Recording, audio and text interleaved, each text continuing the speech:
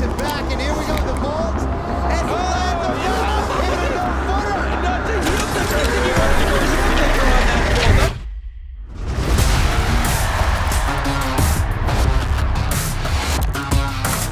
vault. October 14th, 2012. Millions of viewers watch as skydiver Felix Baumgartner ascends to the edge of space, takes a small step, and then free falls about 120,000 feet down to Earth. During his descent, he not only broke the sound barrier, but a handful of world records as well. However, this spectacle was not from NASA or SpaceX. When you look a little closer, you see the unmistakable symbol of Red Bull.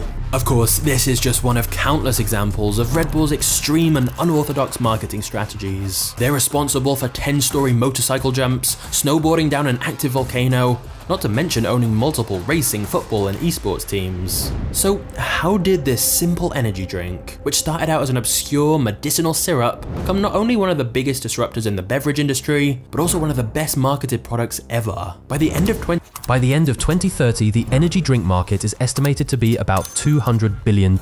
And sitting on the top of the throne is Red Bull, who in 2025 alone sold over 14.5 billion cans. That's 2 cans per human on Earth, and 2 times more than its competitor Monster Energy. Despite this, Red Bull began from the most unlikely and humble of beginnings.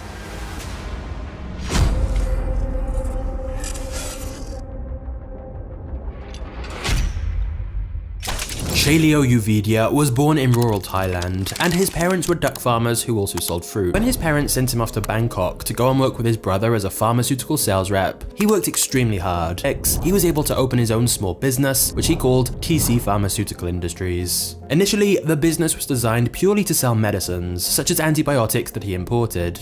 Pharmaceutical companies in Japan had started creating herbal syrups labeled energizing tonics. They were a big hit and soon started getting imported to Thailand as well. After nearly 10 years of running TC Pharmaceutical Industries, Chelio decided he wanted to create his own version of these energy tonics. However, Chelio saw that the current products on the market, so after analysing the formulas of other drinks on the market, Chelio created his own similar elixir containing caffeine, B vitamins, and a chemical called taurine. But what truly set Chelio's concoction apart from the competition was the inclusion of large amounts of sugar, giving the syrup a more appealing flavour and even more of an energy boost. He named the beverage Krating Daeng. In Thai, Daeng means red, which for him symbolised perseverance. But Krating doesn't actually mean bull, it means gaur, which is a relative of the water buffalo and the largest species of wild cattle in the world. The reason for the choice is that Chelio wanted the brand rooted in imagery of strength and power. Using the money from initial sales, Chelio began sponsoring Muay Thai matches, which was the most popular martial art in Thailand and a big part of Thai culture. This not only helped his drink get recognition, but created an association with high energy and power. Whereas right from the start, Chelio focused on building a brand, and his drink almost became a symbol of perseverance amongst the working class. By 1980, his product had become a big success all over Thailand. However, it was an unlikely encounter with an Austrian business.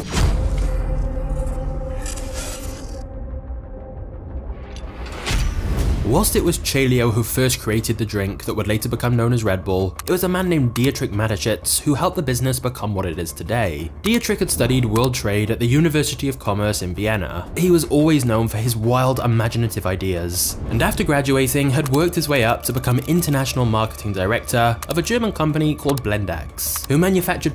As part of his job, Dietrich had to travel all over the world. This meant many long days and nights of airports and flights. On one particularly exhausting trip from Europe to Thailand, where he was meant to be attending an important meeting, he felt so tired that he went into a local store and asked if there was anything that could help him. It was here that he discovered Chelio's energy drink, Krating Daeng.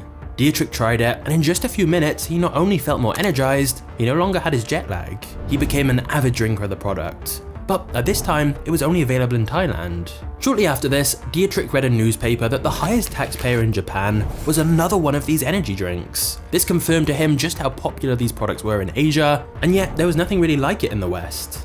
Now, to be honest, Dietrich had been getting kind of bored of his job at Blendax, and so he decided to make a very bold move. He quit his well-paying job and tracked down Chelio, saying he wanted to go into business with him. Dietrich's plan was to take Chelio's energy drink international and introduce it to European consumers. After a little persuading, the two men went into business together, each putting in $500,000 of their savings. They agreed Dietrich would run the operational side, whilst Chelio would continue to focus on the product side. They both got 49% of the company, with the remaining 2% going to Chelio's son. Dietrich's first big decision was they should form a new separate company for this called RedBull, which would be simpler and more memorable than the literal translation of Red Gore. And thus in 1984, RedBull officially was founded in Dietrich's home country of Austria. They made some important changes using the feedback though, like carbonating the drink and switching to a slimmer, sleek silver can which looked more premium and distinguished it from competitors. Dietrich also said that in order to feel like a premium product, they had to have a premium price, and so they charged nearly double what consumers were used to paying for other carbonated drinks. Pricing this high seemed like a very risky move, but would later be crucial to the company's success. They also decided on the now famous slogan, "Red Bull gives you wings," to represent a product that provides energy, focus, and potential. This would later cause controversy though. But for now, in 1987, Red Bull was finally ready to be released in the West. On April 1st, 1987, Red Bull launched in Austria, and to create the premium feel Dietrich wanted, the beverage was initially offered at trendy Austrian ski resorts. To begin with, Red Bull had a very small team of just a single secretary and a 6-person sales force. And since they had an extremely small marketing budget, Dietrich knew he couldn't afford expensive TV ads or elaborate campaigns like other drinks companies. Instead, he initially relied on more creative, lower-cost marketing strategies to spread the word about Red Bull. Firstly, they reached out to popular, charismatic, and influential college students. They would then give them cases of Red Bull for free and have them drive around campus in Mini Coopers decorated with enormous Red Bull cans on top.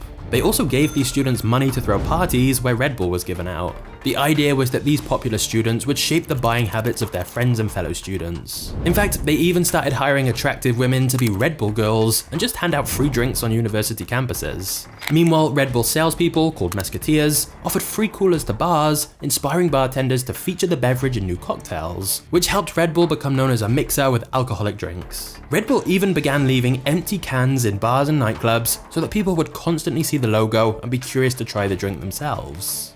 All these tactics proved successful, and Red Bull sold over 1 million cans in the first year. However, financially, they actually made a loss that year, since they'd given away so many free products as part of their marketing schemes. But Dietrich knew that investing in their brand, especially in the early stages, would pay dividends later.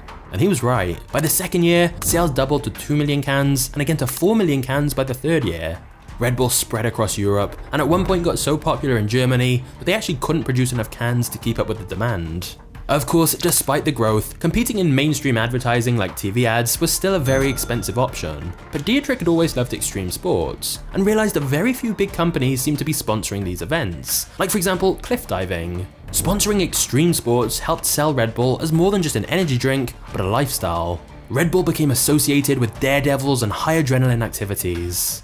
By 1997, Red Bull was ready for its US debut, although by that point, the energy drink market had become a $1.7 billion business, and thus a lot more competition had entered the market. And unlike other beverage rivals such as Coca-Cola, Red Bull had no secret patented formula. All the ingredients are clearly labeled on the can. And initially, Red Bull literally just offered one flavor, which typically performed poorly in taste tests. And yet, despite all this, Red Bull sales continued to rise. In an interview, Dietrich was asked why he didn't try to make a better tasting product, to which he replied that Red Bull was never about the product itself, but building a brand around an experience. You see, at its core, Red Bull never set out to be a beverage company. It was a storytelling company. The goal was to bring customers into the evolving myth, instead of trying to cram a product into their lives. To achieve this, the company had taken great efforts to attach itself to a growing collection of events and spectacles that entice customers to the brand. Red Bull spends far more than most companies on marketing, but instead of merely running ads on why you should buy the drink or sponsoring a single event, Red Bull will purchase entire sports teams, construct in-house media companies, and host world-class events. It all began with Austrian Formula 1 legend Gerhard Berger, who became Red Bull's first sponsored athlete in 1989. But today, the company sponsors over 500 athletes, daredevils, and adventurers, spanning the entire field of professional and amateur sports, from football to ice hockey to Formula 1, and now even esports.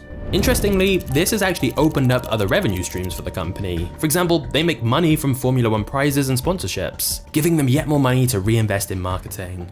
But this long-term approach is extremely effective because, for example, by owning a team like the New York Red Bulls, every time the media or fans are discussing the team, it's naturally bringing Red Bull into conversation and people's subconscious. The company has even invented its own sporting events. The Flugtag, created in 2000, is the German word for flying day. During this event Red Bull created, hundreds of teams worldwide compete in homemade flying machines to see how far their wild creations can fly. And if you're wondering, the current record stands at 258 feet. By creating events in which its product can be served and its brand narrative can unfold, Red Bull has again successfully turned expenses into a successful revenue stream all on its own. Outside of the world of sports, Red Bull also sponsors art and music events such as Lollapalooza and Austin City Limits. And of course, by 2012, the company was sending daredevils to the edge of space to jump out and freefall at over 800 miles an hour. And despite taking years to plan and tens of millions of dollars, it seems like this was worth it. The YouTube video of this set a world record for most concurrent live streams and has gone on to reach well over 120 million views. And right after this, the company saw global sales rise by 13%.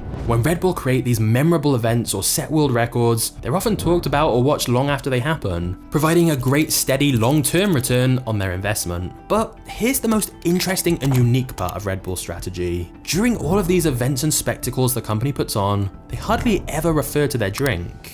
For example, with Felix Baumgartner's record-breaking freefall, most companies would probably have made sure that when he landed, he was seen drinking a can of Red Bull, but there was no mention of the drink. And that's because Red Bull's advertising so often doesn't feel like advertising. Red Bull aim for brand recognition rather than actively selling their products. They tried to make something genuinely exciting for their audience to simply associate their brand with incredible things. And in a world where we are inundated with ads in our face and sales pitches, this more subtle approach is effective, as then it doesn't cheapen the spectacle. It doesn't feel like we're watching an ad. It feels like we're just watching something cool from a company who happens to also sell energy drinks. The truth is, Red Bull isn't really a drinks company, it's a marketing company. And as a result, they've been able to position Red Bull as more of a premium lifestyle product, which is ironic because it's the total opposite of how it began in Thailand for blue-collar workers. Red Bull started out as the cheapest energy drink, now it's one of the most expensive. The recipe hasn't really changed, that's just the power of great marketing and branding. As a result, in some countries today, Red Bull has more than 80% market share of energy drinks. And since 1987, over 100 billion cans have been sold worldwide.